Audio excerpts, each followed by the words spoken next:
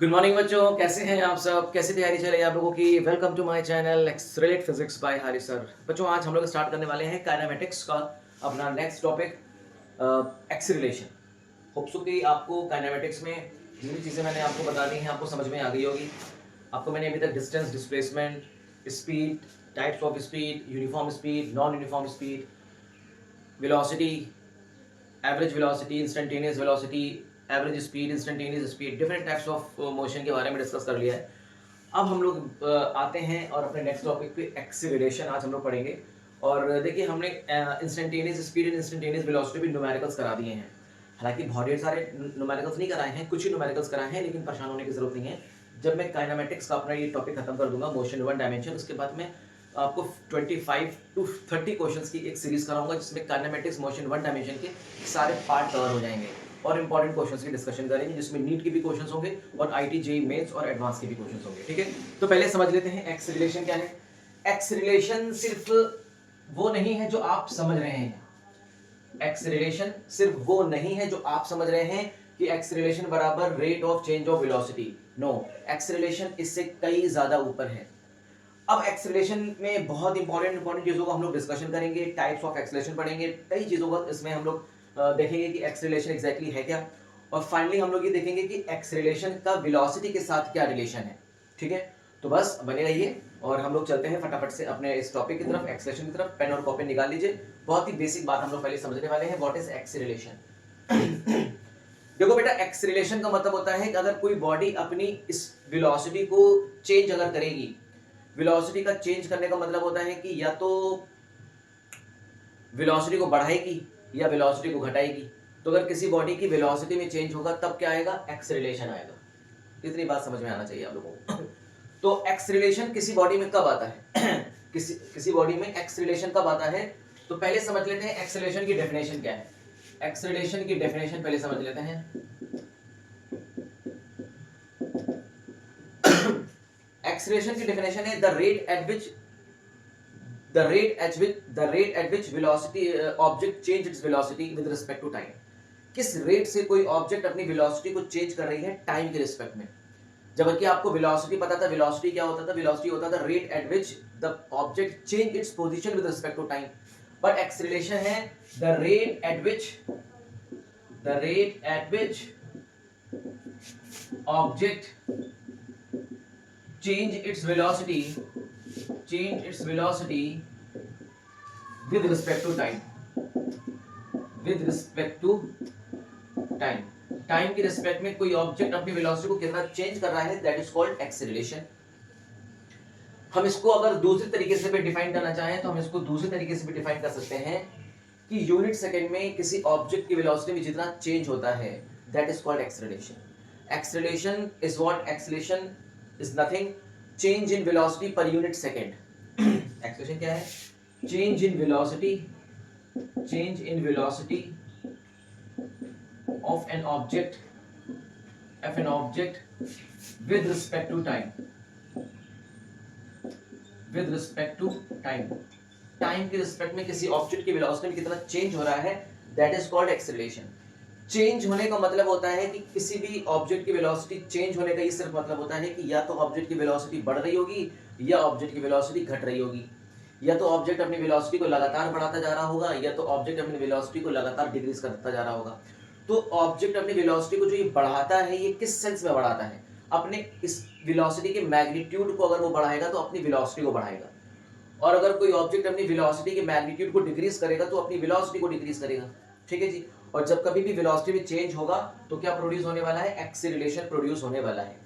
तो यहां तक तो चीजें आपने बहुत ही बेहतर तरीके से समझ लिया है कि डेफिनेशन के फॉर्म में कि the rate at which object change its position with respect to time. अब बात आती है कि एक्सेलरेशन कब प्रोड्यूस होगा, किसी भी मोशन में एक्सेलरेशन कब आएगा। एक्सेलरेशन देखिए, अब आप समझ लीजिए कि ये एक्सेलरेशन आपको समझ में आ गया। Acceleration is defined as change in velocity. Change in velocity को हम डेल्टा वी से रिप्रेजेंट करते हैं अपॉन टाइम टी, है कि टाइम टी। तो किस टाइम में कोई ऑब्जेक्ट अपनी वेलोसिटी को कितना चेंज करता है, दैट इज कॉल्ड एक्सेलरेशन। अब दो तरह के एक्सेलरेशन होते हैं, average acceleration, instantaneous acceleration. We will discuss later on, हम इसको बाद में डिस्कस करेंगे। बट आप यहाँ से देखिए ये डेफिनेशन कितनी आसानी से बन जाएगी। इफ अगर मान लीजिए हम t बराबर 1 सेकंड ले लें, कितना ले लें, t बराबर 1 सेकंड ले लें, तो हम यहाँ से एक चीज दिखाई दे रहा है कि एक्सेलरेशन क्या होगा, चेंज इन वेलोसिटी के बराबर होगा। एक्सेलरेशन क्या होगा, चेंज इन वेलोसिटी के बराबर होगा, वही लिखा हुआ है, change in velocity of an object with respect to time, है ना। Time with respect to time कह सकते हैं या ऐसे भी कह सकते हैं कि change of an object with unit time, with unit time. क्या बोल सकते हैं, change in velocity of an object with unit time, with unit time. Unit time का मतलब होता है या तो 1 सेकंड होगा या 1 मिनट होगा या 1 घंटा होगा, एक होना चाहिए। टाइम कितना होना चाहिए, 1, या तो 1 सेकंड हो जाए, या तो 1 मिनट हो जाए, या तो 1 घंटा हो जाए, ठीक है जी। तो याद रखिएगा उसका एक्सेलरेशन चेंज इन वेलोसिटी के बराबर हो जाएगा। वो भी कब होगा, इस सिचुएशन में जब t बराबर कितना होगा, 1 सेकंड पे होगा। तो ठीक है जी, बात समझ में आ गई। बात यहाँ पे दोनों की न्यूमेरिकल वैल्यू आपस में बराबर हो जाएगी, दोनों की न्यूमेरिकल वैल्यूज आपस में बराबर हो जाएगी, मतलब मैग्नीट्यूड वाइज ये आपस में बराबर हो जाएंगे इफ t बराबर 1 सेकंड कर देंगे तो। अब बात ये आती है कि बेटा ये एक्सेलरेशन कब आएगा, एक्सेलरेशन तब आएगा जब बॉडी की वेलोसिटी में चेंज होगा।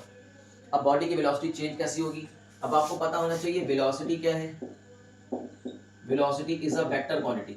वेलोसिटी क्या है, एक वेक्टर क्वांटिटी है, बोलो है कि नहीं, वेलोसिटी एक वेक्टर क्वांटिटी है जिसको हम रिप्रेजेंट करते हैं v से।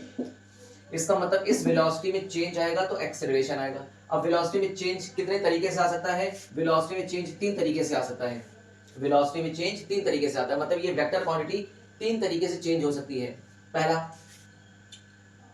Change magnitude, change its magnitude, या तो इसका मैग्नीट्यूड चेंज कर दें but direction is unaffected, direction is unaffected. अगर डायरेक्शन को बिना इफेक्ट किए हुए इसकी मैग्नीट्यूड को चेंज करने के बाद कोई ऑब्जेक्ट है वो स्ट्रेट पाथ में जा रहा है, अपनी वेलोसिटी के मैग्नीट्यूड को लगातार चेंज कर रहा है और लेकिन उसकी डायरेक्शन बिल्कुल फिक्स्ड है, इसकी डायरेक्शन चेंज नहीं हो रही है। बेटा फील करना सीखो ये एक्सेलरेशन कब आता है। एक्सेलरेशन आने के 3 मुख्य कारण हैं, 3 वजह से एक्सेलरेशन आता है। पहला, या तो कोई ऑब्जेक्ट अपनी वेलोसिटी के मैग्नीट्यूड को लगातार चेंज कर रही है लेकिन डायरेक्शन कांस्टेंट है, बिल्कुल स्ट्रेट पाथ में कोई ऑब्जेक्ट चल रहा है लेकिन वो अपनी स्पीड या वेलोसिटी के मैग्नीट्यूड को लगातार चेंज कर रहा है, या तो बढ़ा रहा होगा या तो घटा रहा होगा लेकिन डायरेक्शन फिक्स्ड है। तो वही लिखा, चेंज इट्स मैग्नीट्यूड, मतलब velocity is a vector quantity. अभी जब जब वेलोसिटी चेंज होगी तब तब एक्सेलरेशन आएगा। अब वेलोसिटी कब चेंज हो सकती है, वेलोसिटी तब चेंज हो सकती है या तो वेलोसिटी का पहले तो मैग्नीट्यूड चेंज हो जाए बट डायरेक्शन इसकी अनअफेक्टेड हो, उस समय वेलोसिटी क्या हो जाएगी, चेंज हो जाएगी, उस समय क्या हो जाएगी, वेलोसिटी चेंज। और जब कभी भी वेलोसिटी चेंज होगी तो क्या प्रोड्यूस होगा, एक्सेलरेशन तुरंत आ जाएगा, ठीक है। चलो बहुत अच्छी बात है। दूसरा क्या है बेटा, दूसरा है कि अगर कोई बॉडी अपनी वेलोसिटी के मैग्नीट्यूड को चेंज नहीं कर रही है लेकिन अपने डायरेक्शन को चेंज कर रही है ना। If object do not change its magnitude of velocity, its magnitude of velocity, अगर ऑब्जेक्ट अपनी वेलोसिटी के मैग्नीट्यूड को चेंज नहीं कर रहा है but direction change continuously, but direction change continuously अगर डायरेक्शन चेंज हो रही है तो इस केस में भी क्या होगा, वेलोसिटी चेंज हो जाएगी। इस केस में भी क्या होगी, वेलोसिटी चेंज हो जाएगी और वेलोसिटी की चेंज होने से क्या आ जाएगा, एक्सेलरेशन आ जाएगा। तीसरा सबसे इंपॉर्टेंट है कि अगर कोई ऑब्जेक्ट अपनी वेलोसिटी के मैग्नीट्यूड को चेंज कर रही है और साथ ही साथ अपनी डायरेक्शन भी चेंज कर रही है, इफ बोथ मैग्नीट्यूड, इसका मैग्नीट्यूड, वेलोसिटी का magnitude as well as direction change, अगर वेलोसिटी का मैग्नीट्यूड और डायरेक्शन अगर चेंज होगा तो पूरी वेलोसिटी चेंज होगी। वेलोसिटी की चेंज होने से क्या आ जाएगा, एक्सेलरेशन प्रोड्यूस हो जाएगा। इसका मतलब एक्सेलरेशन के प्रोड्यूस होने के लिए हमारे पास 3 कारण हैं। पहला कारण है कि अगर ऑब्जेक्ट अपनी वेलोसिटी की मैग्नीट्यूड को चेंज करती रहे लेकिन डायरेक्शन को चेंज ना करे तो भी वेलोसिटी चेंज हो जाएगी और जब कभी भी वेलोसिटी चेंज होगी तो एक्सेलरेशन आ जाएगा। दूसरा, अगर ऑब्जेक्ट अपने मैग्नीट्यूड, वेलोसिटी के मैग्नीट्यूड को चेंज नहीं कर रही है लेकिन डायरेक्शन को चेंज कर रही है लगातार, जैसे सर्कुलर मोशन का केस है, जैसे प्रोजेक्टाइल मोशन का केस है तो याद रखिएगा सर्कुलर मोशन के केस में अगर बॉडी अपने वेलोसिटी के मैग्नीट्यूड को चेंज नहीं कर रही है लेकिन डायरेक्शन तो लगातार चेंज होता है ना उसमें, तो वहां पे कौन सा एक्सेलरेशन आ जाएगा, वहां पे भी एक्सेलरेशन प्रोड्यूस होगा क्योंकि उस समय बॉडी ने अपनी डायरेक्शन को चेंज किया है, ठीक है ना। अच्छा, तीसरी चीज, अगर बॉडी अपनी वेलोसिटी के मैग्नीट्यूड के साथ साथ अपने डायरेक्शन को भी चेंज करेगी तो एक्सेलरेशन प्रोड्यूस होगा। इसका मतलब एक्सेलरेशन का फॉर्मूला, ये बहुत इंपॉर्टेंट फॉर्मूला है, बहुत ही बेसिक फॉर्मूला है। एक्सेलरेशन इज इक्वल टू होता है delta we upon delta T. और डेल्टा वी का मतलब क्या होता है यहाँ पे, डेल्टा वी का मतलब होता है चेंज इन वेलोसिटी, इसे बोलते हैं change in velocity, change in velocity. और वेलोसिटी में चेंज कितने तरीके से होता है, 3 तरीके से होता है, ये तीनों तरीका मैंने लिख दिया है, ठीक है। तो क्या मैं इसको ऐसे कह सकता हूँ, acceleration is equal to v2 minus v1 divided by t। इस v2 माइनस v1 को ही बोलते हैं चेंज इन वेलोसिटी, ठीक है। यहाँ पे v1 क्या है बेटा, यहाँ पे v1 है इनिशियल वेलोसिटी, इनिशियल वेलोसिटी, और यहाँ पे v2 को हम मान लेते हैं फाइनल वेलोसिटी। क्या मान लेते हैं, फाइनल वेलोसिटी मान लेते हैं, ठीक है। बात समझ में आ रही है? चलिए, उम्मीद है कि आपको यहां तक बात समझ में आ रही होगी। अच्छा, अगर आपको याद है, अगर याद हो तो मैंने आपको एक चीज बताई थी कि अगर किसी ऑब्जेक्ट की इनिशियल वेलोसिटी है v1 और किसी ऑब्जेक्ट की अगर फाइनल वेलोसिटी है v2, मान लीजिए एक ऑब्जेक्ट इनिशियल वेलोसिटी v1 से चल रहा है, t समय के बाद इसकी फाइनल वेलोसिटी v2 हो गई है, तब इसकी एवरेज वेलोसिटी क्या होगी, एवरेज वेलोसिटी अगर आपको पता होना चाहिए। अगर किसी पार्टिकल की इनिशियल वेलोसिटी v1 है, फाइनल वेलोसिटी v2 है, मतलब t सेकंड में इसने अपनी वेलोसिटी चेंज करके v2 कर ली, तब इसकी एवरेज वेलोसिटी क्या होती है। तो एवरेज वेलोसिटी आपको मैं बता चुका हूं, फिर से लिख लीजिएगा, v1 plus v2 divided by 2, ये होती है इसकी एवरेज वेलोसिटी, याद रखिएगा, बहुत इंपॉर्टेंट। बहरहाल आपने इंपॉर्टेंट चीज क्या समझी, इसकी डेफिनेशन समझी, इसका फॉर्मूला समझा, और आपने एक चीज ये ऑब्जर्व करी कि एक्सेलरेशन तभी आएगा जब वेलोसिटी में चेंज होगा, और वेलोसिटी में चेंज तभी होगा क्योंकि वेलोसिटी में चेंज मतलब वेलोसिटी एक वेक्टर क्वांटिटी है ना, वेलोसिटी एक वेक्टर क्वांटिटी है ना, और वेलोसिटी अगर एक वेक्टर क्वांटिटी होगी तो जाहिर सी बात है वेक्टर क्वांटिटी को चेंज करने के लिए हमारे पास 3 रास्ते हैं, या तो उसका मैग्नीट्यूड चेंज कर दो, डायरेक्शन को सेम रखो, दूसरा या तो इसके मैग्नीट्यूड को सेम रखो, डायरेक्शन को चेंज कर दो, तीसरा या तो इसके मैग्नीट्यूड को भी चेंज कर दो और डायरेक्शन को भी चेंज कर दो। अगर आप ऐसा कर पा रहे हैं तो आप उस वेक्टर क्वांटिटी को चेंज कर सकते हैं, और वेक्टर क्वांटिटी अगर चेंज होगी मतलब वेलोसिटी अगर चेंज होगी तो एक्सेलरेशन प्रोड्यूस होगा, ये आप अपने दिमाग में बैठा लीजिए। इतनी बात समझ में आ गई? यहाँ तक कोई अगर कंफ्यूजन हो तो बिल्कुल बढ़िया तरीके से बताइए, इसको रफ कर दें। चलिए अब इसको हम करने जा रहे हैं रफ, बने रहिए। तो बेटा अभी तक आपने एक्सेलरेशन में एक अच्छा सा फॉर्मूला तो देख ही लिया। एक्सेलरेशन को डिफाइन करते हैं vector a is equal to delta v upon delta t कह सकते हैं या t कह सकते हैं, कोई दिक्कत नहीं, मतलब टाइम यूनिट टाइम पे जो भी चेंज इन वेलोसिटी होता है दैट इज कॉल्ड एक्सेलरेशन, ठीक है। अच्छा, इसको हम ऐसे भी कर सकते हैं v2 minus v1 upon t। t क्या है, टाइम टेकन, मतलब उसने अपनी वेलोसिटी v1 से v2 करने में कितना समय लिया। This is the time taken to change its velocity. ये क्या है, टाइम क्या है, time taken by object to change its velocity, to change its velocity. उसने अपनी वेलोसिटी को चेंज करने में कितना समय लिया है। जैसे एग्जांपल के तौर पे मान लीजिए आपके पास एक स्ट्रेट लाइन में कोई एक कार है, ये चल रही है स्ट्रेट, मान लीजिए वो इनिशियल वेलोसिटी v1 से चल रही है, मान लेते हैं 25 मीटर पर सेकंड की स्पीड से चल रही है। मैंने देखा कि कुछ समय के बाद मान लेते हैं वो कुछ समय है 5 सेकंड, मान लेते हैं कुछ समय के बाद, मान लेते हैं 5 सेकंड। 5 सेकंड के बाद इसने अपनी वेलोसिटी कितनी कर ली, 5 सेकंड के बाद इसकी वेलोसिटी हो गई है सेम डायरेक्शन में, मान लेते हैं 50 मीटर पर सेकंड। तो देखो किसी भी ऑब्जेक्ट की अपनी वेलोसिटी चेंज करने में जितना समय लगता है, टाइम टेकन टू ऑब्जेक्ट या time taken by the object to change its velocity from v1 to v2, that time is t, वो टाइम है t, ठीक है। बात समझ में आ गया। तो यहाँ पे t कितना है, 5 सेकंड है। अब यहाँ पे आप एक्सेलरेशन निकाल सकते हो, बिल्कुल निकाल सकते हो। एक्सेलरेशन कैसे निकालेंगे, acceleration formula delta v upon t। अभी मैं एक्सेलरेशन का मैग्नीट्यूड निकाल रहा हूँ, ठीक है। डेल्टा v मतलब होता है final velocity minus initial velocity, क्योंकि यहाँ पे final speed minus initial speed हो जाएगा, अपॉन टाइम t। तो ये v2 कितना है 50 और v1 कितना है 25 डिवाइडेड बाय 5 आ गया 5 मीटर पर सेकंड स्क्वायर। कितना आ गया, 5 मीटर पर सेकंड स्क्वायर। हम इसको डिस्कस करेंगे, न्यूमेरिकल पार्ट, यूनिट, डायमेंशन सब डिस्कस करेंगे, लेकिन इतनी बात समझ में आ गई कि बॉडी का एक्सेलरेशन कितना है, 5 मीटर पर सेकंड स्क्वायर है इस जर्नी में। अब आप अगर इसको वेक्टर फॉर्म में लिखना चाहते हैं तो वेक्टर फॉर्म में आप कैसे लिखेंगे, 5i कैप मीटर पर second square, 5i cap meter पर सेकंड स्क्वायर। अब यहाँ पे कुछ बातें ध्यान देने वाली हैं, उसको समझते हैं, ठीक है ना। चलिए इसी बात समझ में आ गई। चलिए इसको कॉपी करते हैं, मतलब इसको रफ करते हैं, फिर आगे चलते हैं। देखिए तो आपने बेसिक बातें क्या सीखी, आपने बेसिक बातें तो ये सीख ली, इसको आप डालिए पॉइंट नंबर 1। अब देखो बेटा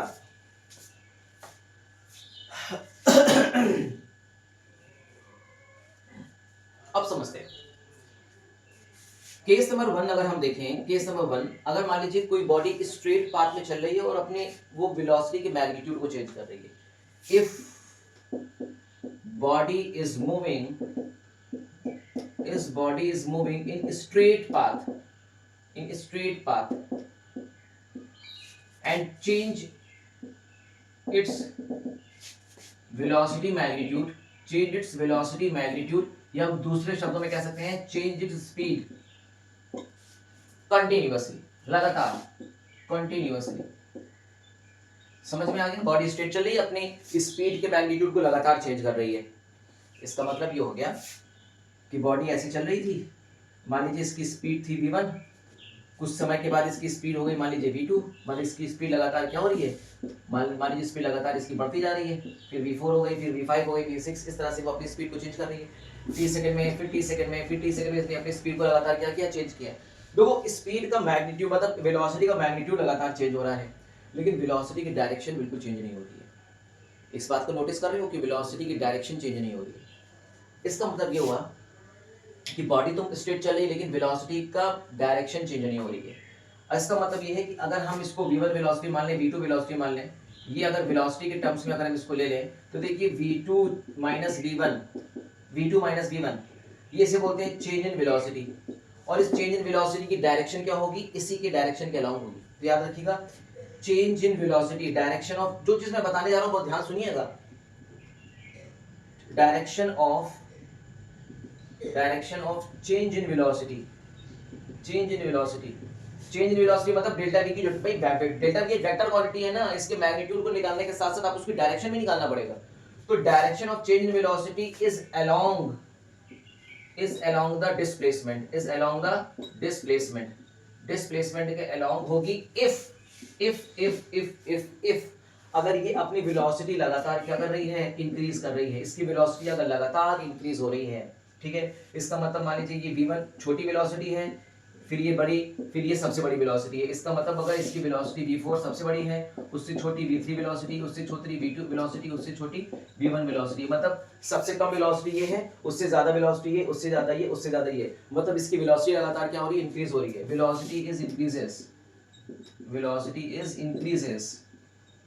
अगर वेलोसिटी लगातार इंक्रीज हो रही है तो याद रखिएगा चेंज इन वेलोसिटी की जो डायरेक्शन होगी वो डिस्प्लेसमेंट के अलोंग होगी, और डिस्प्लेसमेंट कहाँ हो रहा है, आगे की तरफ डिस्प्लेसमेंट हो रहा है। इसका मतलब चेंज इन वेलोसिटी की डायरेक्शन कहाँ होगी, डिस्प्लेसमेंट के अलोंग होगी। एक बात आप याद रखिएगा, केस नंबर 1 यही है, केस नंबर 2, अगर वेलोसिटी की डायरेक्शन लगातार डिक्रीज हो रही है, मान लीजिए किसी ऑब्जेक्ट की वेलोसिटी है v1, फिर मान लीजिए कुछ समय के बाद हो गई v2, कुछ समय के बाद हो गई v3, कुछ समय के बाद हो गई v4, और वेलोसिटी की डायरेक्शन लगातार चेंज होती जा रही है। मतलब डायरेक्शन तो सेम है लेकिन इसका वेलोसिटी का मैग्नीट्यूड लगातार डिक्रीज होता जा रहा है ना। वेलोसिटी इज डिक्रीजेस, वेलोसिटी क्या हो रही है, लगातार डिक्रीज हो रही है। इसका मतलब सबसे बड़ी वेलोसिटी ये है, उससे छोटी है, उससे छोटी है, उससे छोटी है। इसका मतलब कह सकते हैं सबसे बड़ी वेलोसिटी ये, उससे छोटी है v2, उससे छोटी है v3, उससे छोटी है v4। यहां तक बात समझ में आ रही है क्या? ध्यान समझिएगा। तो चेंज इन वेलोसिटी की डायरेक्शन कहां होगी, चेंज इन वेलोसिटी की डायरेक्शन कहां होगी? चेंज इन वेलोसिटी का मतलब क्या होता है, delta v minus final velocity minus initial velocity. तो final velocity minus initial velocity में आप खुद समझेंगे कि इसमें चेंज इन वेलोसिटी की डायरेक्शन कहां होगी, बड़ा आराम से समझते हैं। देखिए एक बात समझिए, v2 क्या है ये, और v1 क्या है ये। अब v2 की वेलोसिटी बड़ी है, v1 की वेलोसिटी बड़ी है, तो v2 की जो डायरेक्शन होगी वही डायरेक्शन किसकी होगी, डेल्टा v की होगी। ये तो मानते हैं, इसमें तो कोई दो राय नहीं है। यहां तक बात समझ में आ गई होगी आपको, बहुत ही बेहतर, बहुत ही बढ़िया। तो यहाँ पे डेल्टा v की डायरेक्शन क्या होगी, डेल्टा v की डायरेक्शन इसी के अलोंग होगी। लेकिन अगर यहाँ पे अगर हम बहुत ध्यान से देखें तो चीजों को समझने की कोशिश करिए कि देखिए v1 की जो वेलोसिटी है वो v2 से क्या है, छोटी है, और हमें डेल्टा v निकालना है। डेल्टा v बराबर होता है v2 माइनस v1, होता है भाई, v2 माइनस v1 होता है ना भाई। डेल्टा v बराबर होता है final velocity minus initial velocity. तो देखो यहाँ पे v2 बड़ा है, v1 छोटा है, और ये देखो यहाँ पे आप क्या कर रहे हो, बड़े में से छोटा माइनस करोगे क्या। देखो यहाँ देखो ये गलत कर दिया, v1 v2 से बड़ा है, v1 v2 से बड़ा है। देखो अब यहाँ पे अगर v1 बड़ा है, v2 छोटा है, तो जब छोटे में से बड़ा माइनस करोगे तो क्या आ जाएगा, डेल्टा v एक नेगेटिव वैल्यू आ जाएगी। क्या आ जाएगी, नेगेटिव वैल्यू आ जाएगी। इसका मतलब हो गया इसका मतलब हो गया चेंज इन वेलोसिटी की डायरेक्शन डिस्प्लेसमेंट के अपोजिट है। बहुत इंपॉर्टेंट याद रखिएगा। इस केस में जो डेल्टा v की जो डायरेक्शन होगी, direction is opposite to displacement के अपोजिट होगी। इसका मतलब अगर बॉडी का डिस्प्लेसमेंट आगे की तरफ हो रहा है तो चेंज इन वेलोसिटी डायरेक्शन क्या होगी, पीछे की तरफ होगी। लेकिन इस केस में क्या था, इस केस में देखो ये वाली वेलोसिटी बड़ी थी, ये वाली वेलोसिटी छोटी थी, तो बड़ी में से छोटी माइनस करेंगे तो एक पॉजिटिव वैल्यू आएगी। भाई क्या आएगी, एक पॉजिटिव वैल्यू आएगी। तो पॉजिटिव वैल्यू आ रही है, इसका मतलब ये है कि वेलोसिटी की जो चेंज इन वेलोसिटी की डायरेक्शन है वो डिस्प्लेसमेंट के डायरेक्शन के अलोंग है। लेकिन यहाँ पे चेंज इन वेलोसिटी किसमें आ रही है, माइनस में आ रही है। इसका मतलब चेंज इन वेलोसिटी की जो डायरेक्शन होगी वो डिस्प्लेसमेंट के जस्ट अपोजिट होगी। अगर बॉडी का डिस्प्लेसमेंट ऐसे हो रहा है तो चेंज इन वेलोसिटी पीछे की तरफ होगी। यहां तक आप दो बात अच्छी तरह से समझ लीजिए, ये बहुत ही ज्यादा इंपॉर्टेंट है। ठीक है जी, इतनी बात क्लियर है। आगे की तरफ चलें। चलिए अब चलते हैं हम लोग आगे की तरफ, बहुत ही ध्यान से चीजों को देखिएगा। ठीक है,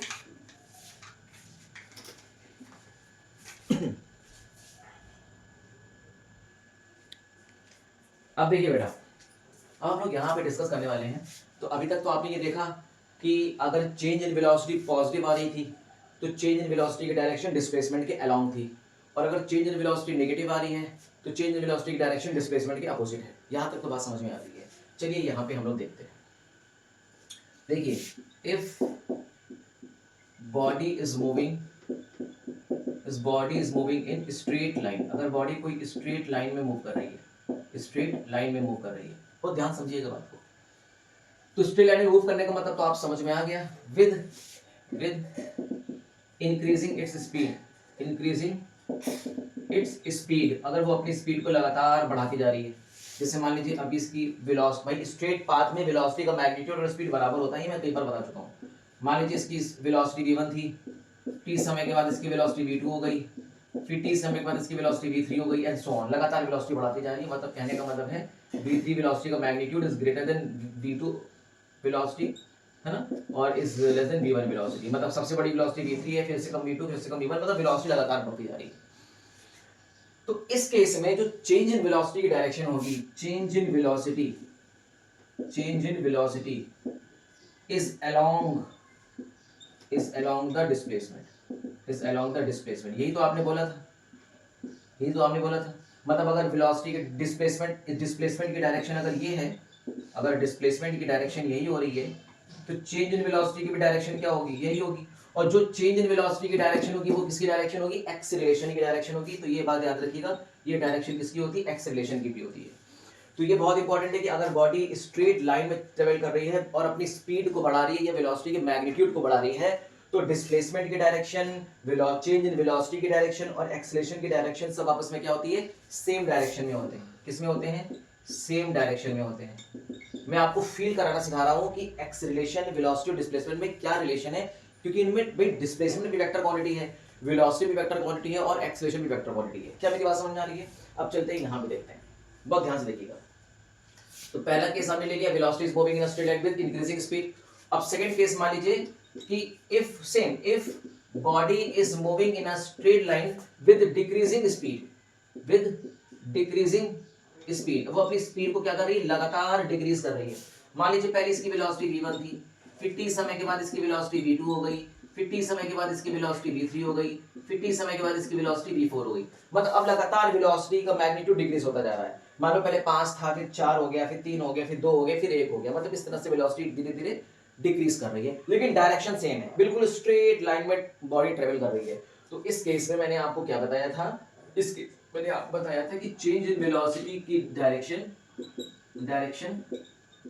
इज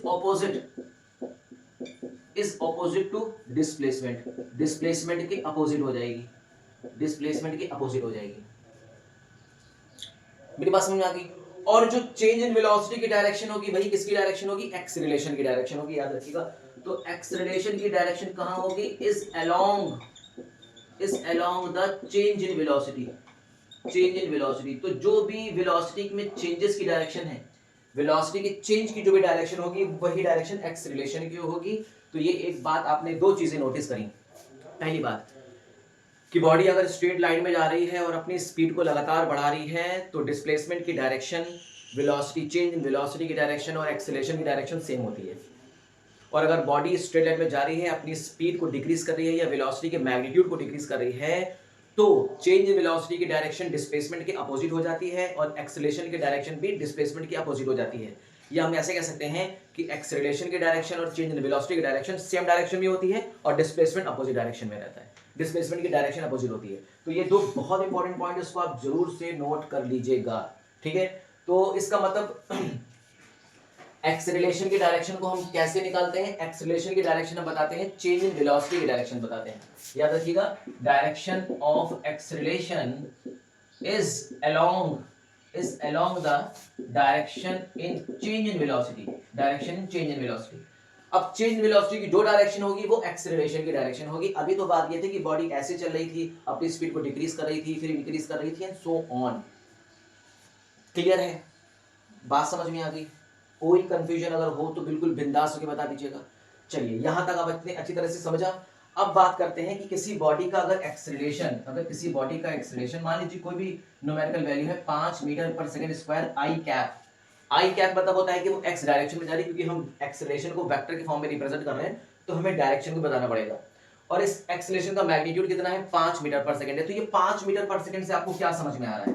इस 5 मीटर पर सेकंड से आपको क्या समझ में आ रहा है? अगर किसी बॉडी का एक्सेलरेशन 5 मीटर पर सेकंड है तो उसका मतलब यह है कि बॉडी हर सेकंड अपनी स्पीड को लगातार कितना बढ़ा रही है? 5 मीटर पर सेकंड बढ़ा रही है। जैसे मान लीजिए अभी बॉडी t बराबर 0 से चलना स्टार्ट किया बॉडी ने, ठीक है, t बराबर 0 चलना स्टार्ट किया और मान लीजिए फिर t बराबर 1 सेकंड पे आ गया, फिर t बराबर 2 सेकंड पे आ गया, फिर t बराबर 3 सेकंड पे आ गया।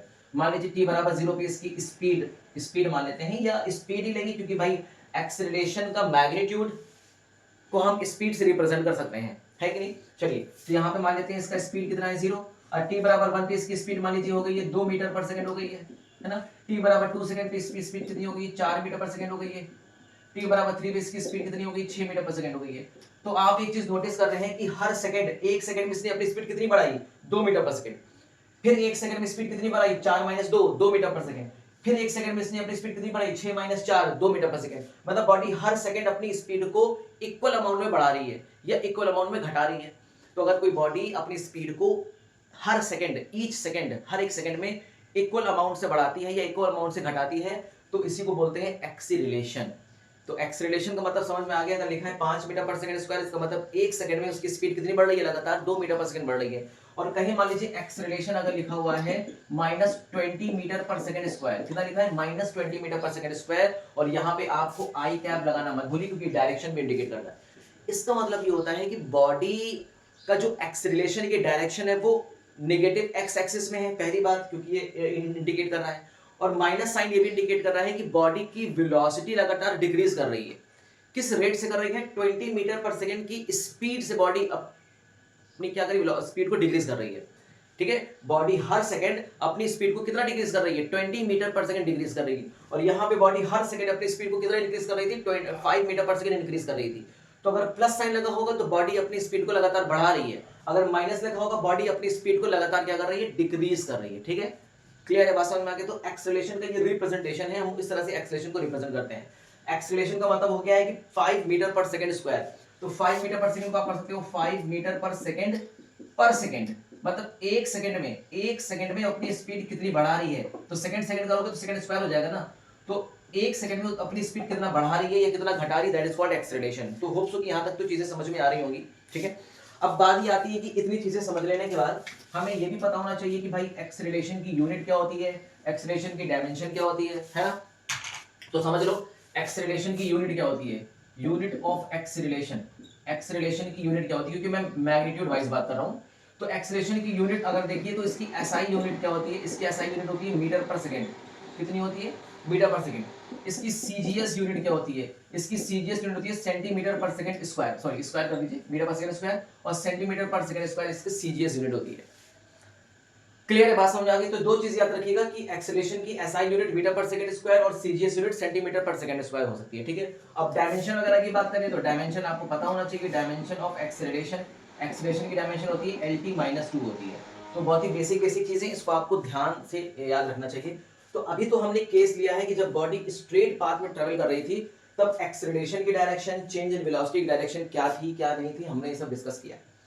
मान लीजिए अगर बॉडी स्ट्रेट पाथ में ट्रेवल नहीं कर रही है मान लीजिए बॉडी स्ट्रेट पाथ में ट्रेवल नहीं कर रही है, अब वो किसी कर्व में ट्रेवल कर रही है, तो बॉडी के एक्सेलरेशन की डायरेक्शन तो हमेशा चेंज इन वेलोसिटी की डायरेक्शन होगी, इसमें तो कोई दो राय नहीं है, इसमें कोई दो राय नहीं है। ये याद नोट कर लीजिए, जो भी एक्सेलरेशन की डायरेक्शन होगी, जो भी चेंज इन वेलोसिटी की डायरेक्शन होगी, वो एक्सेलरेशन की डायरेक्शन के अलोंग होगी, चाहे बॉडी कैसा मोशन करे, स्ट्रेट मोशन करे, कर्व मोशन करे, कैसा मोशन करे। चलिए यहां तक आपको चीजें समझ में आई। अब चलते हैं हम लोग आगे की तरफ और हम लोग और देखते हैं कि बॉडी अगर किसी कर्व में मूव कर रही है, बॉडी अगर किसी कर्व में मूव कर रही है तो उसकी चेंज इन वेलोसिटी की डायरेक्शन क्या होगी।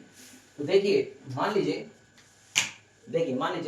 आपसे कहा गया कि एक पार्टिकल है, मान लीजिए एक ऐसे कहा कि एक पार्टिकल है जो एक्स डायरेक्शन में 20 मीटर पर सेकंड की स्पीड से चल रहा है, उसने अपने स्पीड के मैग्नीट्यूड को चेंज किए बिना एंटी क्लॉकवाइज 30 डिग्री एंगल में घूम गया, है ना। एक बॉडी है जो इस डायरेक्शन में v1 वेलोसिटी मान लेते हैं 20 मीटर पर सेकंड की स्पीड से चल रही है। अब चलते चलते उसने लगातार एंटी क्लॉकवाइज घूमा और एंटी क्लॉकवाइज घूम के इसने अपनी वेलोसिटी को चेंज कर लिया, बट वेलोसिटी का मैग्नीट्यूड चेंज नहीं हुआ, वेलोसिटी का मैग्नीट्यूड सेम है, मतलब उसने अपनी स्पीड को कांस्टेंट रखा है और 30 डिग्री घूम गया। कितना घूम गया? 30 डिग्री घूम गया। बहुत इंपॉर्टेंट क्वेश्चन है, याद रखिएगा। क्वेश्चन क्या कह रहा है, एक बॉडी है जिसकी स्पीड है 20 मीटर पर सेकंड, इस डायरेक्शन में चल रही है, एंटी क्लॉकवाइज 30 डिग्री घूम गया बिना अपनी स्पीड को चेंज किए बिना अपनी स्पीड को चेंज किए बिना 30 डिग्री घूम गया, स्पीड 20 मीटर पर सेकंड की है, मतलब वेलोसिटी का मैग्नीट्यूड चेंज नहीं हो रहा है। तो बताइए एक्सेलरेशन की डायरेक्शन क्या होगी। बहुत आसान क्वेश्चन है, आपको पता होना चाहिए एक्सेलरेशन की डायरेक्शन कैसे निकालते हैं। एक्सेलरेशन की डायरेक्शन जो भी होती है वो चेंज इन वेलोसिटी की डायरेक्शन के बराबर होती है। एक्सेलरेशन की जो भी डायरेक्शन होगी वो चेंज इन वेलोसिटी की डायरेक्शन के अलोंग होगी। अब बात आती है चेंज इन वेलोसिटी क्या है, तो चेंज इन वेलोसिटी बराबर होता है final velocity minus initial velocity, यही होता है। अब देखो v2 माइनस v1 है, तो v2 तो पॉजिटिव है, बट यहाँ पे v1 कैसा है, पॉजिटिव, बट v1 यहाँ पे कैसा, भाई इसको हम ये भी तो कर सकते हैं ना, v2 प्लस माइनस v1, ये भी तो कर सकते हैं। अब देखो इस ग्राफ में देखो माइनस v1 मतलब क्या होता है, ये अगर v1 है तो माइनस v1 क्या होगा, ये होगा माइनस v1, ये मानते हो, ये कितना होगा, माइनस v1 होगा। तो अब ये v2 है, ये माइनस v1 है, तो v2 और माइनस v1 के बीच में प्लस है, तो इसका रिजल्टेंट कहां से जाएगा, ये जाएगा इसका रिजल्टेंट, ये इसका रिजल्टेंट को क्या बोलते हैं, चेंज इन वेलोसिटी बोलते हैं। तो चेंज इन वेलोसिटी की जो भी डायरेक्शन होगी वो किसकी डायरेक्शन होगी, एक्सेलरेशन के डायरेक्शन के अलोंग होगी। इसका मतलब this is the direction of acceleration and this is the direction of change in velocity. ये बात आप समझिए। देखो बॉडी ऐसे जा रही थी और 30 डिग्री पे ऐसे घूम गई, लेकिन चेंज इन वेलोसिटी की डायरेक्शन क्या है, ये है चेंज इन वेलोसिटी डायरेक्शन और यही है एक्सेलरेशन की डायरेक्शन। मुझे ये बताना था आपको। अब आप आराम से निकालोगे, 30 डिग्री ये है तो ये कितना हो जाएगा, 150 डिग्री हो जाएगा। ये सब चीजें तुम आराम से निकाल लेना, कोई दिक्कत नहीं है। तुम्हें v2 पता है, तुम्हें v1 पता है, इनके बीच में एंगल 150 डिग्री पता है, जिनका तुम रिजल्टेंट निकाल लो आराम से।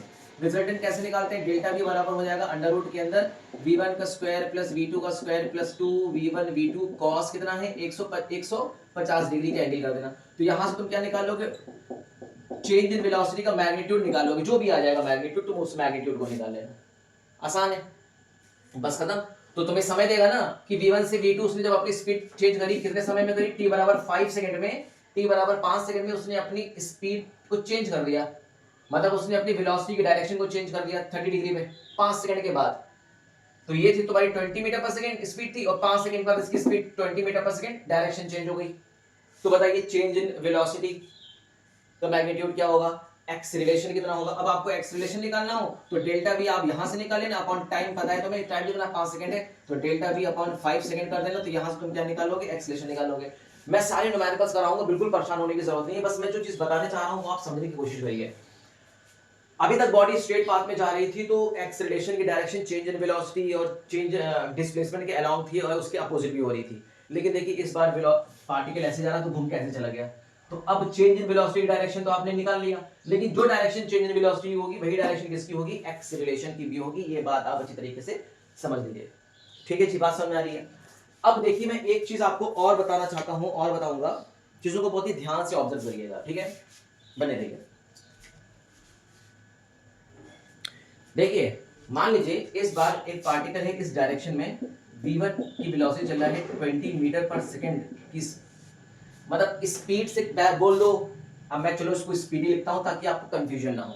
आपको पता है स्ट्रेट पाथ में वेलोसिटी का मैग्नीट्यूड और स्पीड आपस में बराबर होते हैं। तो मान लेते हैं एक पार्टिकल है इस डायरेक्शन में ये 20 मीटर पर सेकंड की वेलोसिटी चल रहा है और इसने अपना टी समय के बाद, टी टाइम के बाद, टी टाइम कुछ भी हो सकता है, टी टाइम के बाद इसने अपनी वेलोसिटी की डायरेक्शन को चेंज कर लिया। मान लीजिए इसकी वेलोसिटी हो गई v2 और इत्तेफाक की बात देखिए, इत्तेफाक की बात ये भी है कि इसने अपना मैग्नीट्यूड भी चेंज कर लिया है, 40 मीटर पर सेकंड कर लिया। अगर बॉडी अपनी वेलोसिटी की डायरेक्शन को चेंज करने के साथ साथ वेलोसिटी के मैग्नीट्यूड को भी चेंज कर रही है और बढ़ा रही है, यहां पे आप चीज देख रहे हैं, if magnitude of velocity is increases, अगर मैग्नीट्यूड ऑफ वेलोसिटी अगर इंक्रीज कर रही है, वेलोसिटी इज इंक्रीजेस, तो बेटा बड़ा ध्यान से देखना, बहुत ध्यान से, कोई जल्दबाजी नहीं करना। अब मुझे बता देना जरा चेंज इन वेलोसिटी क्या होगा। चेंज इन वेलोसिटी बराबर होता है v2 माइनस v1, यही तो होता है भाई। v2 तो ठीक है पॉजिटिव में, मान लो कोई एंगल है, लेट इट बी, मान लेते हैं 60 डिग्री का एंगल है, v2 ठीक है पॉजिटिव, बट माइनस v1 का मतलब ये होता है v2 प्लस माइनस v1, इसको कर सकते हैं। अब ये आपका v1 पॉजिटिव है तो अपोजिट डायरेक्शन में करेंगे तो क्या हो जाएगा, माइनस v1 हो जाएगा।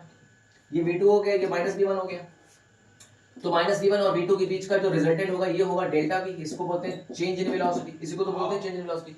और चेंज इन वेलोसिटी की डायरेक्शन आपको समझ में आ गई, बहुत बढ़िया।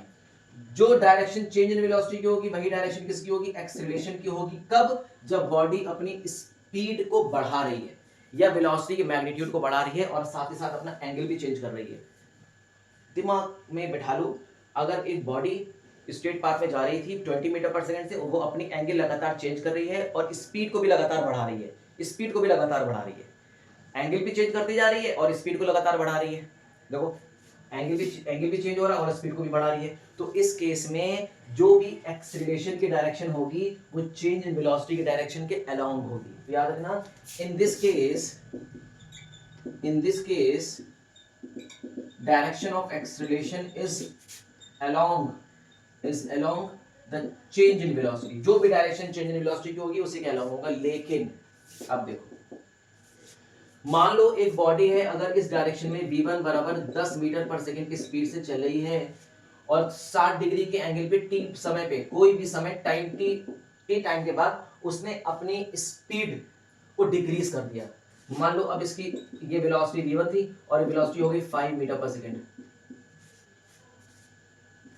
ठीक है, डायरेक्शन लगा देंगे, कोई दिक्कत वाली बात नहीं है, इसमें परेशान मत हुआ करिए, ठीक है ना। लेकिन मैंने आपको स्पीड और वेलोसिटी में बहुत जबरदस्त आपको मैंने एग्जांपल दे दिया है और आपको मैंने डिफरेंस समझा दिया। अब आपको परेशान हो रही, अब इसके साथ आप खेलो, कोई दिक्कत नहीं है। मान लो ये v1 वेलोसिटी का मैग्नीट्यूड, इसी को स्पीड बोलते हैं। मतलब इस बार बॉडी एंगल तो घूम रही है 60 डिग्री पे, लेकिन अब इस बार क्या कर रही है, स्पीड को डिक्रीज कर रही है, मतलब वेलोसिटी की मैग्नीट्यूड को डिक्रीज कर रही है। वाह भाई वाह, मजा आ गया। अब क्या किया, आप सुनो बहुत ध्यान से। डेल्टा v बराबर क्या होता है, v2 minus v1। Delta v बराबर क्या होता है, v2 माइनस v1 होता है। v2 तुम्हारा है ये और v1 है तुम्हारा ये, मानते हो? बिल्कुल। आप सुनो, v2 तो ठीक है पॉजिटिव, लेकिन v1 कैसा है, नेगेटिव, तो उसको आप क्या करना पड़ेगा, पीछे की तरफ लेकर आना पड़ेगा। ये आपको हो गया माइनस v1, ये हो गया v2, ये हो गया माइनस v1। तो आपको ये समझ में आ गया कि v2 को हमें क्या करना, ऐड करना है माइनस v1 में।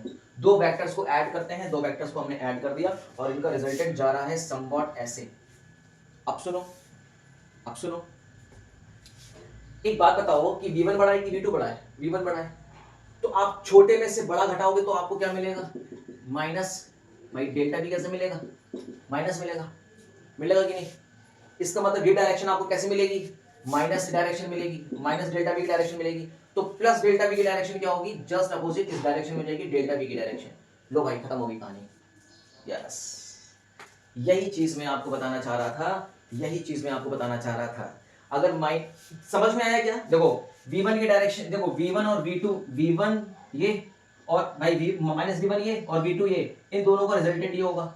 ये दोनों का रिजल्टेंट कितना होगा, माइनस डेल्टा v होगा। क्यों होगा माइनस डेल्टा v, समझ में आ रहा है क्या? खुद देखो, छोटे में से बड़ा घटाओगे तो माइनस वैल्यू तो आएगी, और माइनस डेल्टा वन मतलब ये जो रिजल्टेंट होगा माइनस में होगा, तो इसका पॉजिटिव कहां होगा, इसका पॉजिटिव होगा नीचे की तरफ। मतलब ये v1 और v2 का जो मैग्नीट्यूड होगा, इसका जो परिमाप होगा, या इसका चेंज इन वेलोसिटी डायरेक्शन ये होगी। अब अपोजिट डेल्टा v की डायरेक्शन ये होगी, और आपको पता है कि डेल्टा v की डायरेक्शन के साथ किसकी डायरेक्शन होती है, एक्सेलरेशन की डायरेक्शन होती है। अगर डेल्टा v की डायरेक्शन ये है तो एक्सेलरेशन की डायरेक्शन भी ये होगी। इसका मतलब ये हो गया कि अगर कोई बॉडी एंगल चेंज करते करते अपनी स्पीड को डिक्रीज कर रही है, अपनी स्पीड को डिक्रीज कर रही है, तो एक्सेलरेशन की डायरेक्शन चेंज इन वेलोसिटी की डायरेक्शन के अपोजिट हो जाती है। ये मानते हैं आप? बताएं, ये मानते हैं हम? एक्सेलरेशन की direction change in velocity direction के अपोजिट हो जाती है। तो ये बात, इतनी बात समझ में आई कि नहीं आई, ये बताओ। -v1 और +v2, ये हो गया v2 प्लस -v1, इन दोनों का रिजल्टेंट प्लस में कहां से आएगा? इन दोनों के बीच से जाएगा कि नहीं जाएगा? लेकिन वो कैसा होगा? माइनस में होगा ना, माइनस में होगा ना। माइनस में क्यों होगा? क्योंकि छोटे में से बड़ा माइनस कर रहे हो ना, तो माइनस में वैल्यू आ जाएगी। माइनस मतलब ये जो होगा ना, माइनस साइन के साथ होगा, तो इसका अपोजिट क्या होगा? प्लस के साथ होगा। और चेंज इन वेलोसिटी अगर प्लस में है तो वही एक्सेलरेशन की डायरेक्शन है। तो देखो, ये हो गई आपकी चेंज इन वेलोसिटी की डायरेक्शन और ये हो गई आपकी एक्सेलरेशन की डायरेक्शन। तो इस बात का ध्यान रखना कि अगर कोई बॉडी अपनी स्पीड को डिक्रीज कर रही है और लगातार एंगल बढ़ा रही है, तो change in velocity is opposite to the direction of acceleration. तो याद रखिएगा, इन दिस केस यहां पे मैं लिख दे रहा हूं, direction of acceleration is opposite change in velocity, opposite to change in velocity. Change in velocity और चेंज इन वेलोसिटी की डायरेक्शन ये है और एक्सेलरेशन की डायरेक्शन ये है। ये तो पॉजिटिव डेल्टा वी की डायरेक्शन है ना, ये तो पॉजिटिव डेल्टा वी की डायरेक्शन है ना मेरे भाई, क्लियर है? तो याद रखना, ऐसे केस में क्या होता है? स्पीड डिक्रीज करती है। ऐसे केस में क्या होता है? स्पीड डिक्रीज करती है। ये जो केस मैं आपको बता रहा हूँ, ये बहुत ही ज्यादा इंपॉर्टेंट केस है कि सिर्फ एक्सेलरेशन वही नहीं है जो आप पढ़ते चले आ रहे हैं, change in velocity upon time, यहाँ पे डायरेक्शन को समझना बहुत इंपॉर्टेंट है। तो एक बार जल्दी से रिकॉल कर लेते हैं हम लोग। अगर कोई बॉडी स्ट्रेट पाथ में चलेगी, अपनी स्पीड को लगातार बढ़ाएगी, तो डिस्प्लेसमेंट की डायरेक्शन, चेंज इन वेलोसिटी की डायरेक्शन और एक्सेलरेशन की डायरेक्शन सेम होगी। अगर कोई बॉडी स्ट्रेट पाथ में जाएगी, अपनी स्पीड को लगातार डिक्रीज कर रही है या वेलोसिटी की मैग्नीट्यूड को डिक्रीज कर रही है, तो डिस्प्लेसमेंट की डायरेक्शन इधर है, तो चेंज इन वेलोसिटी की डायरेक्शन पीछे होगी और एक्सेलरेशन की डायरेक्शन भी पीछे होगी। ठीक है? कोई बॉडी अगर कर्व में घूम रही है, जैसे एक बॉडी अगर जा रही है, इस पाथ में जा रही है, मान लीजिए बॉडी इस डायरेक्शन में जा रही है और इस डायरेक्शन में जाते जाते बॉडी ने अपने स्पीड के मैग्नीट्यूड को इंक्रीज कर दिया और साथ ही साथ एंगल बना लिया, मतलब डायरेक्शन चेंज करके स्पीड का मैग्नीट्यूड बढ़ा दिया। पहले मान लीजिए 10 मीटर पर सेकंड चल रही थी, अब 30 डिग्री घूम के वो 20 मीटर पर सेकंड स्पीड से चल रही है। डायरेक्शन तो यही है ना, मैग्नीट्यूड बढ़ गया, 10 से 20 बढ़ गया। तो अगर बॉडी अपनी स्पीड के मैग्नीट्यूड को बढ़ा रही है और साथ ही साथ एंगल बढ़ा रही है, तो इस बात का ध्यान रखिएगा, चेंज इन वेलोसिटी की डायरेक्शन चेंज इन वेलोसिटी की डायरेक्शन एक्सेलरेशन के अलोंग होगी, मैं बता चुका हूँ। और बॉडी अगर अपनी स्पीड को डिक्रीज कर रही है, बाई डायरेक्शन चेंज करके स्पीड को डिक्रीज कर रही है उस केस में चेंज इन वेलोसिटी की direction is just opposite to the direction of acceleration.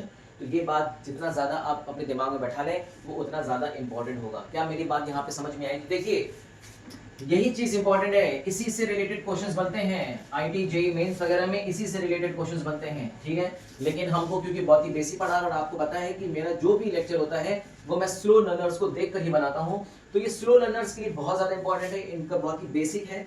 ये चीज़ें आपको समझ में आनी चाहिए बेटा। वेक्टर का पार्ट इसलिए पढ़ाया जाता है क्योंकि वेक्टर इसमें पूरी तरीके से भरा हुआ है, पूरी तरीके से वेक्टर भरा हुआ है। ठीक है? तो अब एक्सेलरेशन आपके समझ, अब बात आती है कि सर एक्सेलरेशन का वेलोसिटी के साथ क्या लेना देना है? Relation of acceleration with velocity, relation of acceleration with velocity. Acceleration का वेलोसिटी के साथ रिलेशन बहुत इंपॉर्टेंट रिलेशन है, बहुत ध्यान से समझेंगे, जल्दबाजी नहीं है। Vector A dot vector B, vector A dot vector B बराबर A B cos theta dot product of two vector A B cos theta. अब तुम जरा मेरी बात समझना, बहुत जो मैं बताने जा रहा हूं बेटा। केस नंबर 1, यहाँ पे थीटा क्या है? Theta is the angle between velocity and acceleration, velocity और एक्सेलरेशन के बीच का एंगल है। इफ अगर थीटा बराबर 0 डिग्री करते हैं, थीटा बराबर 0 डिग्री मतलब समझते हो ना, वेलोसिटी की डायरेक्शन भी ये है और एक्सेलरेशन की डायरेक्शन भी यही है, दोनों की डायरेक्शन सेम है। तो इस केस में क्या होगा? a डॉट b बराबर A B cos of 0 degree, और ये कितना हो जाएगा? ए बी के बराबर हो जाएगा, मतलब vector a dot vector b b is equal to हो जाएगा ए बी, ये मैक्सिमम वैल्यू आ जाएगी। तो एक बात आपको समझ में आई कि अगर एक्सेलरेशन और वेलोसिटी एक दूसरे के डायरेक्शन में है, एक दूसरे के डायरेक्शन में है, दोनों सेम डायरेक्शन में है और इनके बीच का एंगल 0 डिग्री है, तो इस केस में एक्सेलरेशन हमेशा क्या करता है? वेलोसिटी की मैग्नीट्यूड को बढ़ाता है। In this case acceleration increases the magnitude of velocity, in this case, इस केस में एक्सेलरेशन क्या करेगा, वेलोसिटी के मैग्नीट्यूड का सपोर्ट करेगा, वेलोसिटी को सपोर्ट करेगा कि वेलोसिटी बढ़ती चली जाओ, बढ़ती चली जाओ, बढ़ती चली जाओ। क्यों?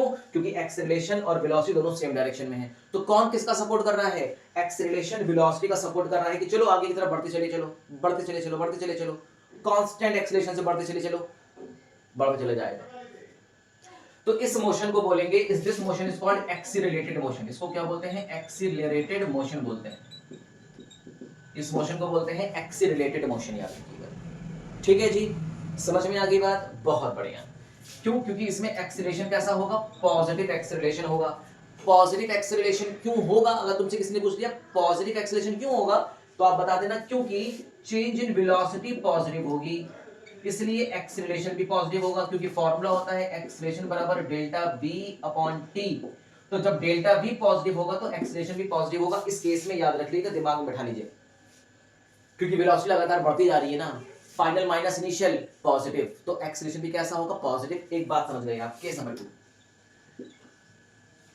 मान लीजिए थीटा बराबर अगर आपका 180 डिग्री हो गया, थीटा बराबर 180 डिग्री होगा। कहने का मतलब है कि वेलोसिटी की डायरेक्शन ये है और एक्सेलरेशन की डायरेक्शन ये है, और दोनों वाला केस हमने अपना आपने सीख लिया था ना, दोनों वाला केस हम लोगों ने सीखा था ना, अब इससे पहले देखा था। चेंज इन वेलोसिटी ऐसे जा रही थी, एक्सेलरेशन नीचे जा रहा था, दोनों एक दूसरे के बीच में कितना एंगल था? 180 डिग्री एंगल था।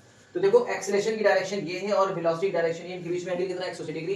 तब इनका हम vector a dot vector b निकालेंगे तो कितना आ जाएगा? ab cos ऑफ 180 डिग्री, और cos 180 की वैल्यू होती है -1, दैट इज -ab। कितना होती है? -ab होती है।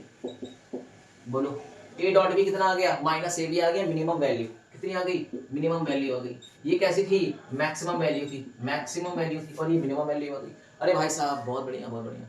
इससे क्या समझ में आया आपको?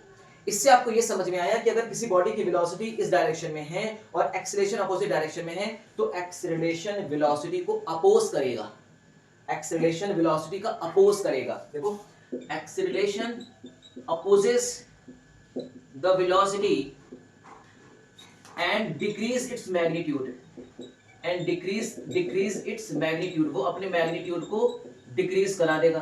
तो एक्सेलरेशन साहब क्या कर रहे हैं? वेलोसिटी के मैग्नीट्यूड को डिक्रीज कर रहे हैं। इस केस में एक्सेलरेशन वेलोसिटी के मैग्नीट्यूड का सपोर्ट कर रहा था, लेकिन इस केस में एक्सेलरेशन वेलोसिटी के मैग्नीट्यूड का अपोज करेगा और इसकी वैल्यू को डिक्रीज करेगा, मतलब वेलोसिटी को डिक्रीज करने का काम करेगा। क्लियर है? बात समझ में आ रही है? कोई कंफ्यूजन नहीं है? एक बात बताइए, अगर वेलोसिटी की डायरेक्शन ये है पॉजिटिव और ये डायरेक्शन नेगेटिव है, तो इसमें एक्सेलरेशन किस डायरेक्शन में है? नेगेटिव डायरेक्शन में है। वाह भाई वाह, मजा आ गया। इसका मतलब ये याद रखिएगा कि अगर वेलोसिटी की डायरेक्शन पॉजिटिव में है, तो इस केस में एक्सेलरेशन की डायरेक्शन क्या होगी? नेगेटिव होगी। इस मोशन को बोलते हैं डिक्लेरेटेड मोशन। क्या बोलते हैं? डिक्लेरेटेड मोशन बोलते हैं। This motion is called decelerated motion. ये है एक्सेलरेटेड मोशन का केस और ये है डिक्लेरेटेड मोशन का केस। तो अब आपको समझ में आ गया, अगर बॉडी की स्पीड लगातार बढ़ती जा रही है तो एक्सेलरेटेड मोशन, बॉडी की स्पीड लगातार डिक्रीज होती जा रही है, जैसे 20 मीटर पर सेकेंड, 10 मीटर पर सेकेंड, 5 मीटर पर सेकेंड, या मान लीजिए 20 मीटर पर सेकेंड, 15 मीटर पर सेकेंड, 10 मीटर पर सेकेंड, 5 मीटर पर सेकेंड, धीरे धीरे डिक्रीज कर रही है, तो this kind of motion is called decelerated motion, और इसको बोलते हैं डिक्लेरेटेड एक्सेलरेशन। इसको आप ऐसे बोल दीजिए डिक्लेरेटेड मोशन बोल दीजिए, ठीक है। डिक्लेरेशन बोल देंगे तो भी चलेगा, डिक्लेरेशन। इसमें बोलते हैं एक्सेलरेटेड मोशन, ये डिक्लेरेटेड मोशन है। कैसा मोशन है? डिक्लेरेटेड मोशन। समझ में आ रही है बात? क्लियर होगी बात? बहुत अच्छी बात है। ये देखिए दो चीजें आप अच्छी तरह से अपने दिमाग में बैठा लीजिए, बहुत इंपॉर्टेंट। केस नंबर 3 मैं यहाँ बता देता हूँ। केस नंबर 3 क्या कह रहा है? अगर मान लीजिए एक्सेलरेशन और वेलोसिटी के बीच में 90 डिग्री का एंगल हो गया, इसका मतलब मान लीजिए अगर वेलोसिटी की डायरेक्शन ये है और एक्सेलरेशन की डायरेक्शन ये है, और वेलोसिटी और एक्सेलरेशन एक दूसरे के अंदर 90 डिग्री हो गया, तो इस केस में क्या होगा? Vector a dot vector b is equals to ab cos theta, और यहाँ पे थीटा बराबर रख देंगे हम 90 डिग्री, तो ये क्या हो जाएगा मेरे बच्चे? 0 हो जाएगा। इसका मतलब ab कितना हो गया? 0 हो गया, 0। इसका मतलब vector a dot vector b कितना आ जाएगा? 0 आ जाएगा। ये आप अपने दिमाग में बैठा के रखिएगा। इसका मतलब ये होता है कि एक्सेलरेशन वेलोसिटी को कोई इफेक्ट नहीं करेगा। इसका मतलब ये होता है कि acceleration is not affected the magnitude of velocity, the magnitude of velocity के मैग्नीट्यूड को इफेक्ट नहीं करेगा। एग्जाम्पल के तौर पे अगर आप मुझसे पूछना चाहते हैं तो प्रोजेक्टाइल मोशन अगर आपने पढ़ा होगा तो प्रोजेक्टाइल मोशन में आपने एक चीज ऑब्जर्व करी होगी, जब किसी पार्टिकल को हम u स्पीड से फेंकते थे मान लीजिए थीटा एंगल पे, तो उसका एक horizontal component u cos theta होता था और इसका vertical component u sin theta होता था। मान लीजिए पार्टिकल घूमता यहाँ पे आ गया, जैसे ही पार्टिकल यहाँ पे आ जाएगा तो इसका हॉरिजॉन्टल कंपोनेंट अभी भी कितना रहेगा, u cos थीटा रहेगा और इसका वर्टिकल कंपोनेंट कितना हो जाएगा, 0 हो जाएगा। और हॉरिजॉन्टल कितना होगा, हॉरिजॉन्टल इसका vx कितना रहेगा, u cos थीटा होगा। भाई अभी भी पहले भी u cos थीटा था, अभी भी u cos थीटा है, क्यों? क्योंकि पार्टिकल पे यहाँ पे क्या लग रहा है, ग्रेविटी लग रही है। पार्टिकल यहाँ पे आएगा तो अभी भी क्या लगेगी, ग्रेविटी लगेगी और इसका हॉरिजॉन्टल वेलोसिटी कितनी है, u cos थीटा है। पार्टिकल यहाँ पे आ जाएगा तो अभी भी क्या लगेगी, ग्रेविटी लगेगी, अभी भी स्पीड कितनी होगी, u cos थीटा। इस पॉइंट पे पार्टिकल पे ग्रेविटी लग रही है g और कितनी वेलोसिटी है, u cos थीटा। तो ग्रेविटी और वेलोसिटी एक दूसरे के परपेंडिकुलर है, इस वजह से ग्रेविटी हॉरिजॉन्टल वेलोसिटी पे कोई इफेक्ट नहीं डालता, याद रखिएगा। तो किसी प्रोजेक्टाइल मोशन में या किसी कर्वीलिनियर मोशन में एक्सीलरेशन अगर डाउनवर्ड डायरेक्शन में है तो एक्सीलरेशन वेलोसिटी के हॉरिजॉन्टल कंपोनेंट को कोई भी इफेक्ट नहीं करेगा। एक्सीलरेशन सिर्फ और सिर्फ वर्टिकल वेलोसिटी का इफेक्ट करता है। एक्सीलरेशन क्या करता है, सिर्फ और सिर्फ वर्टिकल वेलोसिटी का इफेक्ट करता है। अब आप सुनिए एक बात बताइए, एक्सीलरेशन नीचे की तरफ, वेलोसिटी ऊपर की तरफ, तो एक्सीलरेशन और वेलोसिटी एक दूसरे के अपोजिट है और एक दूसरे के अपोजिट का केस ये है। और इस केस में आपको पता है एक्सीलरेशन क्या करता है, वेलोसिटी के मैग्नीट्यूड को डिक्रीज करता है। इस वजह से एक्सीलरेशन क्या करेगा, इस वेलोसिटी के मैग्नीट्यूड को डिक्रीज करेगा। इस वजह से पार्टिकल धीरे धीरे धीरे धीरे धीरे ऊपर जाकर इसकी फाइनल वेलोसिटी क्या हो जाती है, 0 हो जाती है। देखिए ये इस पार्टिकल की इस हाईएस्ट पॉइंट पर वर्टिकल वेलोसिटी 0 किसने कर दी, एक्सीलरेशन ने कर दी, क्योंकि एक्सीलरेशन की डायरेक्शन इस वेलोसिटी की डायरेक्शन की जस्ट अपोजिट है। और एक्सीलरेशन क्या करेगा, इसकी स्पीड को लगातार डिक्रीज करेगा, मतलब इसकी वेलोसिटी की मैग्नीट्यूड को लगातार डिक्रीज करेगा और डिक्रीज करते करते करते देखो इसकी वर्टिकल पॉइंट पे इसकी स्पीड कितनी हो जाएगी, 0 हो जाएगी। तो हम इस केस को प्रोजेक्टाइल मोशन में बहुत ही डेप्थ में और बहुत ही डिटेल में समझेंगे, आपको परेशान होने की जरूरत नहीं है। लेकिन एक एक पॉइंट में जो आपको बता रहा हूं वो आप अपने दिल और दिमाग दोनों में बैठा लीजिए, क्योंकि अच्छे लेवल के जो क्वेश्चंस आएंगे, बहुत ही बेसिक लेवल के क्वेश्चंस करेंगे, फिर बोर्ड लेवल के क्वेश्चंस करेंगे, फिर कंपटीशन लेवल के क्वेश्चंस करेंगे, फिर नीट लेवल के, फिर आईटी जेई, फिर एडवांस लेवल के क्वेश्चंस करेंगे। लेकिन आपको हर एक पॉइंट को समझना आना चाहिए। तो देखिए आपने 3 केस समझा, 1 केस, 2 केस और 3 केस समझा। मान लीजिए कि अगर एक्सेलरेशन और वेलोसिटी के बीच में मान लीजिए 30 डिग्री का डिफरेंस है, 30 डिग्री है। देखिए देखिए देखिए देखिए देखिए, मान लीजिए वेलोसिटी की डायरेक्शन ये है और एक्सेलरेशन की डायरेक्शन ये है और इन दोनों के बीच में एंगल मान लीजिए कितना है, लेट इट बी 30 डिग्री का एंगल, या मान लेते हैं 60 डिग्री का एंगल है, कितना है, 60 डिग्री का एंगल है। बोलो ठीक है क्या? तो delta A dot delta B बराबर होता है A B cos of theta और थीटा बराबर है 60 डिग्री। तो ये हो जाएगा ए बी अपॉन 2, कितना हो जाएगा, ए बी बाई 2 हो जाएगा। कितना इंपॉर्टेंट है और कितना महत्वपूर्ण है, आप चीजों को समझ पा रहे हैं, ऑब्जर्व कर पा रहे हैं। यहां से आपको क्या समझ में आ रहा है, ए बी बाई 2, एक्सेलरेशन ने वेलोसिटी के मैग्नीट्यूड को आधा कर दिया है। इस केस में क्या समझ में आया, पहले बताओ इस केस में क्या समझ में आया था कि एक्सेलरेशन वेलोसिटी के मैग्नीट्यूड को लगातार क्या कर रहा है, बढ़ाता जा रहा है, बढ़ाता जा रहा है, बढ़ाता जा रहा है, जा रहा है नहीं। इस केस में क्या समझ में आ रहा था कि एक्सेलरेशन वेलोसिटी के मैग्नीट्यूड को लगातार डिक्रीज करता जा रहा है। इस केस में भी क्या है कि एक्सेलरेशन वेलोसिटी के मैग्नीट्यूड को बढ़ा तो रहा है, लेकिन हाफ रेट से बढ़ा रहा है, आधे आधे रेट से बढ़ा रहा है। अगर मान लो यहाँ पे 5 मीटर पर सेकंड है तो यहाँ पे 7.5 मीटर पर सेकंड हो जाएगा, फिर 7.5 का आधा कर देंगे, फिर उसमें ऐड कर देंगे। क्लियर हो रही है चीजें, बात समझ में आ रही है? तो देखिए आपको इस तरह से चीजों को समझ में आना चाहिए। लेकिन 3 केस तो बहुत इंपॉर्टेंट है, ये केस आप याद रखिएगा, ठीक है। इस केस में मैं आपको एक चीज और बताऊं, इस केस में मैं आपको एक चीज और बताऊं, परेशान होने की जरूरत बिल्कुल नहीं है। देखो एक्सेलरेशन का हॉरिजॉन्टल कंपोनेंट ये होगा ना, a cos 60 डिग्री, एक्सेलरेशन का वर्टिकल कंपोनेंट होगा a sin 60 डिग्री। एक बात मेरे को बताना कि एक्सेलरेशन का कौन सा ऐसा कंपोनेंट है जो इस वेलोसिटी को अफेक्ट कर रहा है, कौन सा ऐसा कंपोनेंट है एक्सेलरेशन को जो इस वेलोसिटी को अफेक्ट कर रहा है, ये वाला कंपोनेंट। ये वाला कंपोनेंट एक्सेलरेशन का वेलोसिटी के मैग्नीट्यूड को बढ़ाएगा और ये वाला कंपोनेंट एक्सेलरेशन का वेलोसिटी में कोई इफेक्ट नहीं करेगा। तो ये बड़ी महत्वपूर्ण चीज है, याद रखिएगा कि a cos 60 degree is increases the magnitude of velocity vector। velocity vector के मैग्नीट्यूड को क्या करेगा मेरे बच्चे, हमेशा बढ़ाएगा, हमेशा बढ़ाएगा। बोलो। और दूसरी बात क्या समझ में आई, a sin 60 डिग्री वेलोसिटी के मैग्नीट्यूड पे कोई भी असर नहीं करेगा। ठीक है बच्चों, बात समझ में आ गई? तो देखिए ये क्लियर है, a cos 60 degree is increases the magnitude of velocity but a sin 60 degree is unaffected the magnitude of velocity, the magnitude of vector v। मतलब ये वाला एक्सेलरेशन का कंपोनेंट इस वेलोसिटी वेक्टर को कोई इफेक्ट नहीं करेगा, कोई इफेक्ट नहीं करेगा, क्योंकि देखो ये वेलोसिटी वेक्टर और एक्सेलरेशन एक दूसरे के परपेंडिकुलर, मतलब एक दूसरे के परपेंडिकुलर है। और परपेंडिकुलर की केस में मैंने बताया कि अगर एक्सेलरेशन वेलोसिटी के परपेंडिकुलर होगा तो ये एक्सेलरेशन वेलोसिटी को ना तो बढ़ाएगा ना तो घटाएगा। अगर मान लीजिए एक्सेलरेशन ऐसे लग रहा है नीचे की तरफ, ऐसे लग रहा है जैसे gravity, acceleration due to gravity, और कोई बॉडी ऐसे जा रही है, ऐसे जा रही है ऐसे, तो ये एक्सेलरेशन इस बॉडी की स्पीड को या वेलोसिटी को अफेक्ट नहीं करेगा। इसलिए कहा जाता है कि अगर एक बॉडी, अगर स्ट्रेट आपने किसी बॉडी को फेंका, किसी बॉडी को आपने स्ट्रेट u स्पीड से फेंका, मान लीजिए 25 मीटर पर सेकंड स्पीड से फेंका, तो देखो वेलोसिटी की डायरेक्शन ये है और एक्सेलरेशन ड्यू टू ग्रेविटी नीचे की तरफ है, तो एक्सेलरेशन ड्यू टू ग्रेविटी की वजह से इस बॉडी की स्पीड में कोई इफेक्ट नहीं होगा, इस बॉडी की स्पीड में कोई इफेक्ट नहीं होगा। इस बॉडी की स्पीड में इफेक्ट किसके वजह से आ रहा है? हॉरिजॉन्टल एक्सेलरेशन की वजह से आ रहा है, जो फ्रिक्शन से जनरेट होता है। अगर बॉडी को आप ऐसे फेंकोगे ना तो एयर रेजिस्टेंस की वजह से बॉडी की स्पीड लगातार डिक्रीज करेगी, और किसी बॉडी को सरफेस पे अगर ऐसे फेंकोगे ना तो फ्रिक्शन की वजह से बॉडी की स्पीड डिक्रीज करती है।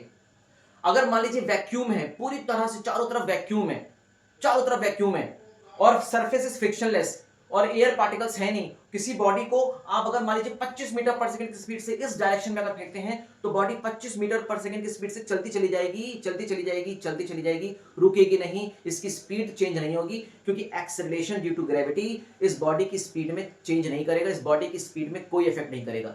ये बात आप अपने दिमाग में बैठा लीजिए, ये बहुत इंपॉर्टेंट है मेरे बच्चे, इसको हम लोग आगे डिस्कस करेंगे। और ठीक है, यहां तक आपको एक्सेलरेशन के बारे में इतनी चीजें समझ में आ जानी चाहिए, एक्सेलरेशन की यूनिट, इसकी डायमेंशन, है ना, डेफिनेशन, इसका फॉर्मूला, ये बेसिक चीजें मैंने बताई एक्सेलरेशन में जो आपको पता होना चाहिए। अब इसके बाद हम बताएंगे types of acceleration, uniform, non uniform, average acceleration, instantaneous acceleration, graph बताएंगे, सारी चीजें डिस्कस करेंगे। तो एक्सेलरेशन वो नहीं है जो आप समझ रहे हैं, एक्सेलरेशन उससे बहुत ही ज्यादा परे है, बहुत ही ज्यादा ऊपर है।